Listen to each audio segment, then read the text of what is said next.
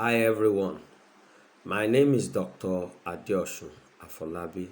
I'm a practitioner of Yoruba Medicine. I started a series I started a series of videos some times ago. This will be the third part of the series. The first part was on introduction to Yoruba medicine, and the second part was on history of Yoruba medicine. So today we want to look at the spread of Yoruba medicine among Yoruba people.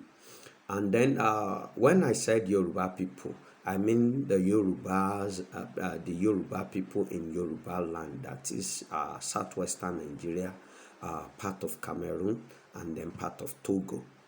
Part of Benin, which is Togo, and part of Cameroon, which is Cotonou. Now, when we are talking of things that have ancient nature, there will be folklores, superstitions, and real stories. So in this, we'll be able to gather what we need from the real stories we want to get from this. Now, I want to start with some of the folklores in Yoruba and in the spread of Yoruba medicine. The first one says that the first word belonged to the spirits, witches, and evil forces. And there was a time, and these three groups, they possessed the knowledge of herbs and how to use them for both medicines and amulets, charms. That there was a time, there was that at a point in time there was a supremacy tussle among them, to the extent that a war broke out among them, and then each of them went their way. And as they were doing that, there was a kind of disorderliness. There was a kind of the element dispersed, and several things separated. That when after several years, a bonding started to happen. The elements started to bond. They started bonding together. So, in the process of bonding together, they formed what we call mineral stones, and some other elements. Part of the minerals formed were quartz, iron filings, lead, brass, and some other minerals that we use in Yoruba medicine today. So, the folklore says that these three groups were not able to come together again, but through them, the knowledge of Yoruba medicine spread. I mean, then the the the second the second folklore says that in Yoruba, in those days, we have what we call Iwin. Iwin is a spirit of the forest. That some of our hunters in those days, they came across this spirit in the forest, and this spirit started that if they found favor with this spirit, the spirit would teach them how to use herbs to cure different ailments, and even how to use herbs to make charms and amulet and other things like that. So the third folklore says that we have in Yoruba land, we have what we call a reptile, and then if that reptile, it can transform into a spirit form called Aroni. That's why we have this saying in Yoruba language that Toba Logun be Aroni, because Yoruba people believe that nobody can possess charms, herbs like Aroni. It's a spirit. It is a spirit. So, if it comes in the form of a reptile, we call it Awariwon. If it comes in the form of a spirit, we call it Aroni. And the method it uses, that spirit uses, is that we call it Aja. That is strong wind. Well wind, a strong one that will just carry the individual into the deep down into the forest, and immediately that individual gets into that forest, the individual will come across the reptile in the form of Awariwon.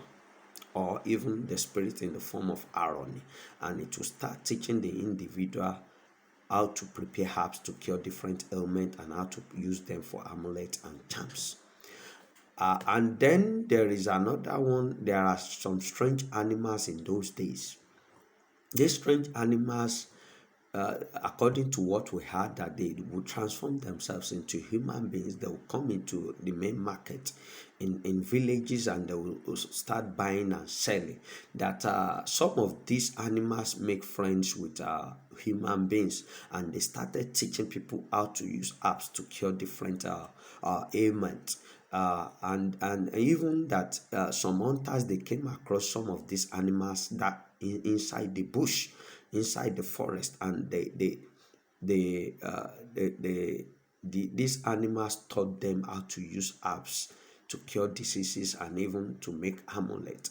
And even there were intermarriages between the hunters and these strange animals. That there were several intermarriages for this. The hunters married them for the purpose of acquiring more knowledge and power from these strange animals. And then we have another one that we have had, and some of them are even more recent. Is about people that talk to herbs, plants. Generally, they will ask plant that, what do you do? They do it with spiritual power, with charms and amulet. That, what do you do? What can you cure? What charms or amulet can you be used for? How do we prepare you? What do we combine you with? And the herbs we explain to them. Even there was this grandpa of a friend of mine that I had, that he would enter the bush when he was alive, and he would use the back of his palm like this to beat the plant, and then the plant will start telling him what it can be used for. So we have things like that, and then we'll go into more realistic stories, because I'm a scientist. So not that I'm discarding these folklores. There are bound to be truth in them, because in those days we have strong people used to possess strong spiritual powers, of which we have the evidence up to today, and we cannot discard them. Now, what we do experience most of the time now is what I call dream. Several times, and my colleagues, they can testify to that. You will sleep and you will dream of herbs, especially when you have a condition that is disturbing you, that probably you are finding difficult to cure. So you will just dream, and then the herbs to be used for that condition will come in the dream, and you wake up and do it, and it will work for that condition. So we do have that kind of experience, and I've seen situations whereby I'll be anxious about a certain condition, and then the herbs will come in my dream. I'll record it, and after I've done my studies on them, I will discover that they work for that condition. So it happens that way.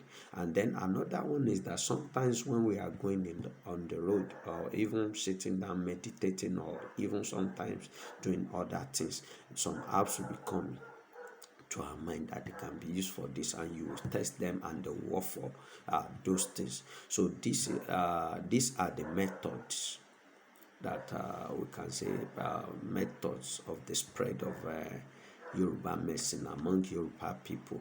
And according to what we had to, sometimes some people learn about it from this Ifa divination, because Ifa will bring a kind of historical, a kind of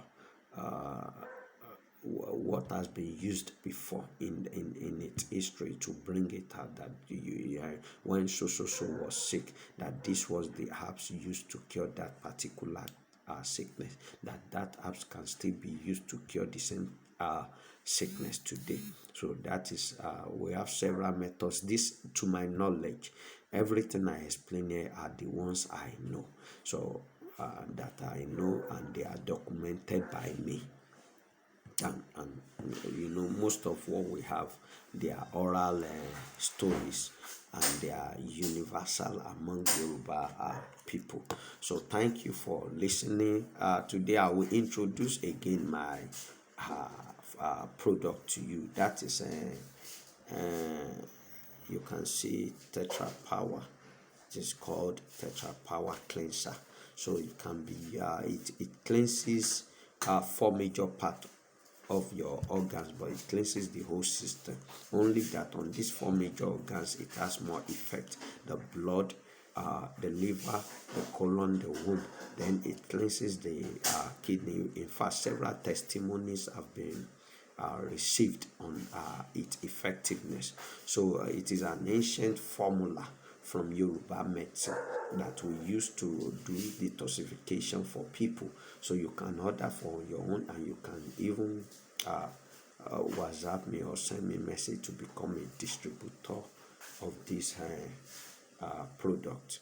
Thank you so much for listening, and I will urge some of you, my listeners, to subscribe to this channel so that you'll be updated on any new videos. Thanks so much.